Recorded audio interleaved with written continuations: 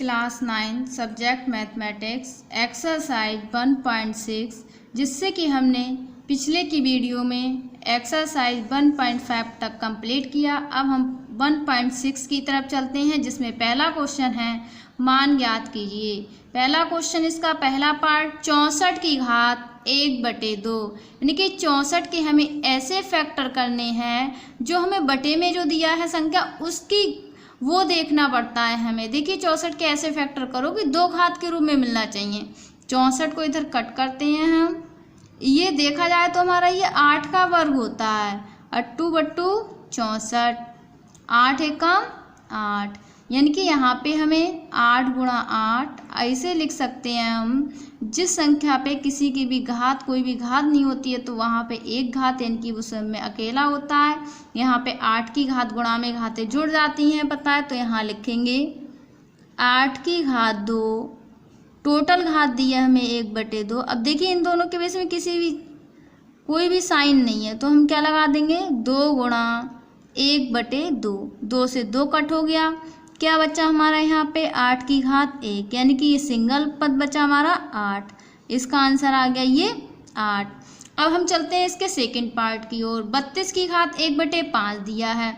अब हमें इसके ऐसे फैक्टर करने हैं जो भी संख्या हमें प्राप्त हो उसकी घात कितनी मिलनी चाहिए हमें, 5। देखिएगा इसके फैक्टर करते हैं हम 32 के। देखिए 2 से कट करते हैं पहले, 2 एकम 2, 1 बचा यहाँ 12 हो गए, 2 छंग 12। अब इधर करेंगे 2 अट्ठे 16, 2 चौक 8, 2 दूनी 4, 2 एकम 2। कितने मिल रहे हैं हमें, 2 5 बार मिल रहे हैं। 2 × 2 × 2 × 2 × 2, ये 5 बार मिल गए तो हम इसे लिख सकते हैं 2 की घात 5। अब देखिए इसे हम लिखेंगे 2 की घात 5, टोटल की घात 1/5 है।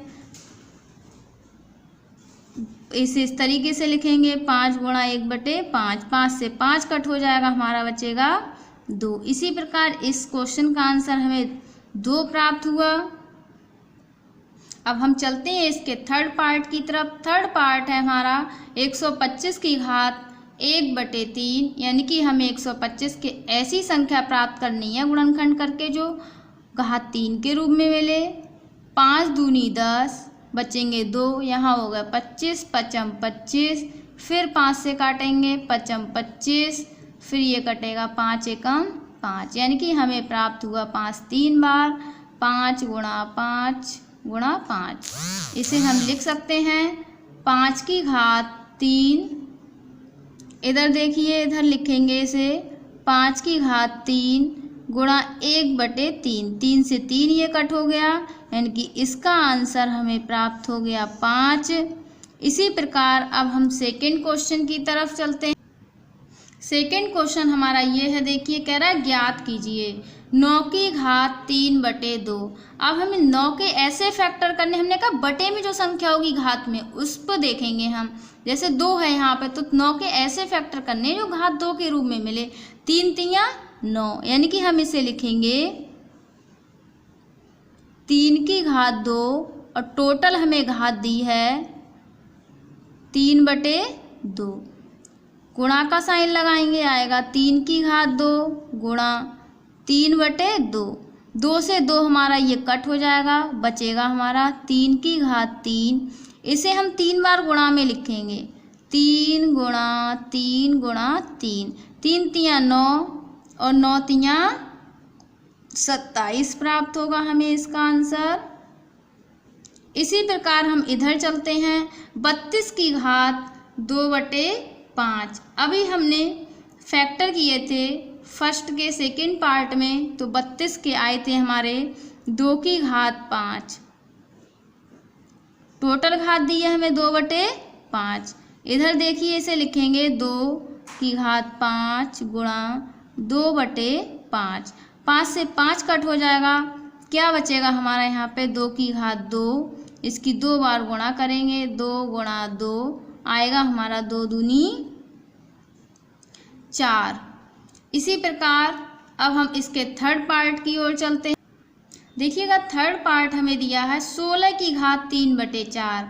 अब 16 के हमें फैक्टर, पहले फैक्टर कर लेते हैं इसके।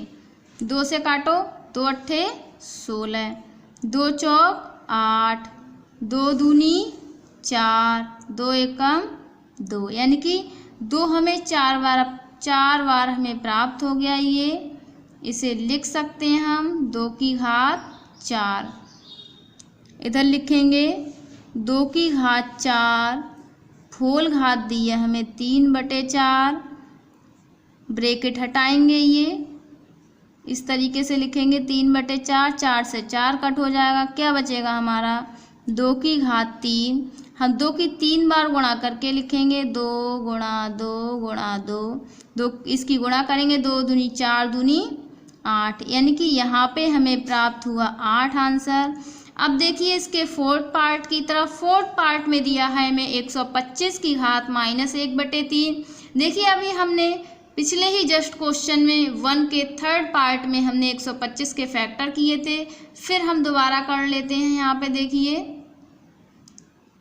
5 दूनी 10, 2 बचेगा 5 25, फिर यहाँ 5 25 बार जाएगा, 5 एकम 5, यानी कि यहाँ पे हमें 5 3 बार मिला है। 5 गुणा 5 गुणा 5, ये आया हमारा, गुणा में घातें जुड़ जाती हैं, यानी कि 5 की 3 घात।